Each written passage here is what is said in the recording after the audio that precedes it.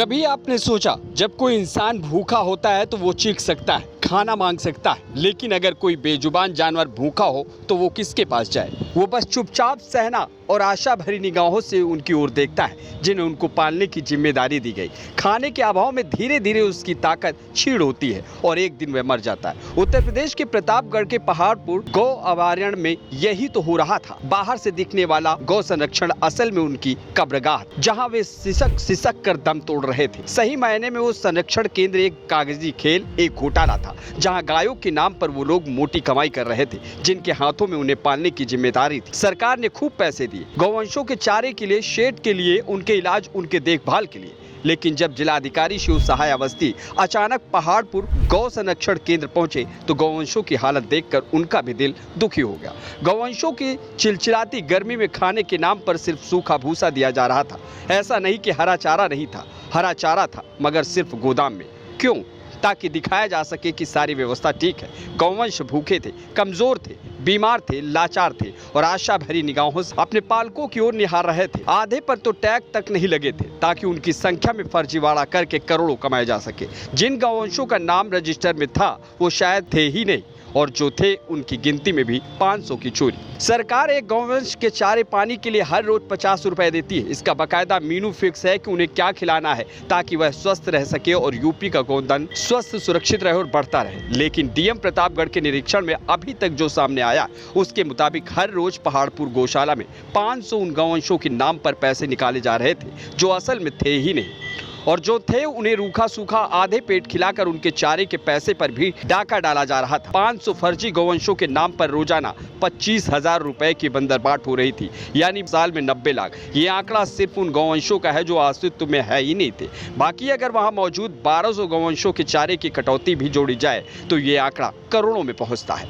खैर, औचक निरीक्षण करने पहुंचे डीएम शिव सहाय अवस्थी ने जब रजिस्टर खंगाला तो मृत गायों की संख्या तो 10 थी, लेकिन किस वजह से वो मरी ये कहीं नहीं लिखा गया था। यह सिर्फ लापरवाही नहीं थी, ये संवेदनहीनता की हद थी। जिन बेजुबानों के नाम पर योजनाएं बनती हैं, जिनकी देखभाल के लिए बजट स्वीकृत होता है, वो बेजुबान वहां दम तोड़ रहे थे और प्रधान व जिम्मेदार सरकारी कर्मचारी सिर्फ रजिस्टर और अपनी जेबें भर रहे थे। ये बात इसी से साबित होती है कि मौके पर गौशाला में 1704 गौवंश होने का दावा किया गया था, लेकिन जब गिनती कराई गई तो लगभग 1200 गाय ही मिली, यानी 500 कम, बिना कोई जवाब, बिना कोई ट्रैक रिकॉर्ड। ये सिर्फ एक चूक नहीं थी, ये एक गंभीर आर्थिक और नैतिक अपराध था। इसलिए डीएम शिव सहाय अवस्थी ने तुरंत कार्रवाई की। ग्राम पंचायत सचिव को निलंबित कर दिया गया, ग्राम प्रधान को नोटिस जारी हुआ, पशु चिकित्सा अधिकारी को प्रतिकूल प्रविष्टि दी गई और पूरे मामले की विभागीय जांच के निर्देश जारी हुए। बीडीओ लालगंज को सख्त चेतावनी दी गई। साथ ही सभी वित्तीय दस्तावेजों की जांच और ऑडिट रिपोर्ट 15 दिन के भीतर मांगी गई।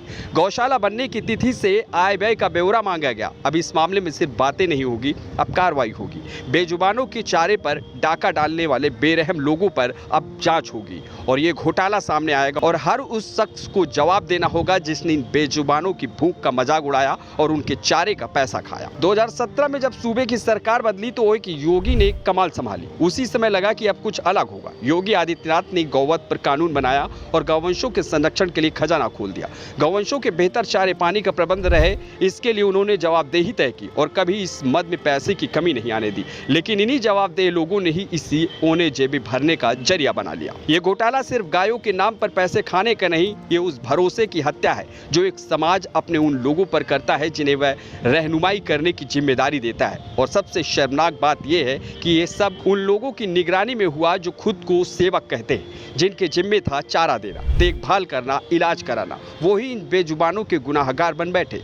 इस देश में जहां गाय को मां का दर्जा दिया जाता है, वहीं कुछ लोगों ने उन्हें काली कमाई का जरिया बना दिया। खैर, अब जांच शुरू हुई ही है तो ना जाने कितनों की गर्दन फंसने वाली है। कई ऐसे सफ़ेद पोशों और नौकरशाहों के नाम भी इस लिस्ट में सामने आ सकते हैं जो इन बेजुबानों के चारे की लूट में हिस्सेदार रहे। बस बात है तो निष्पक्ष जांच होने की, किसी बंदिश, किसी दबाव में ना आने की। प्रतापगढ़ से यूपी न्यूज़ के लिए आमिर राय की रिपोर्ट।